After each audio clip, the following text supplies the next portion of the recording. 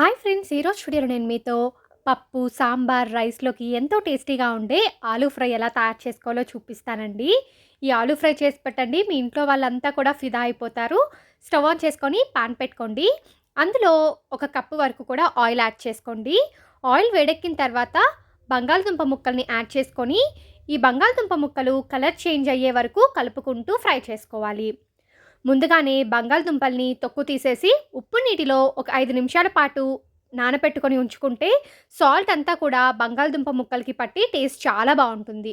So, లోపల వరకు salt వెళ్తుంది కాబట్టి తినేటప్పుడు చాలా టేస్టీగా ఉంటాయి.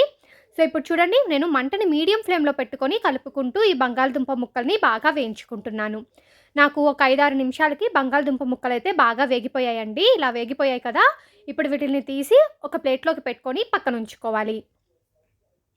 ఇలాగే మిగిలిన బంగాళదుంప ముక్కల్ని కూడా ఫ్రై చేసేసుకోండి. ఇప్పుడు మనకి ఇంత ఆయిల్ అవసరం లేదండి, తీసేసేయండి. ఒక టేబుల్ స్పూన్ ఆయిల్ ఉంచుకోండి, సరిపోతుంది. ఈ ఆయిల్‌లో పోపు దినుసులని యాడ్ చేసుకోండి. అలాగే కట్ చేసి పెట్టుకున్న పచ్చిమిరపకాయ ముక్కలు, ఉల్లిపాయ ముక్కలు, కరివేపాకుని వేసుకొని బాగా వేయించుకోవాలి.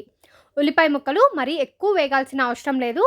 ట్రాన్స్‌పరెంట్ కలర్‌లోకొస్తే సరిపోతుంది. ఈ బంగాళదుంప వేపుడు చాలా టేస్టీగా ఉంటుంది. పిల్లల నుంచి పెద్దవాళ్ళ వరకు చాలా ఇష్టపడతారు. తప్పకుండా ట్రై చేయండి. ఇప్పుడు చూడండి, ఉల్లిపాయ ముక్కలు వేగాయి కదా!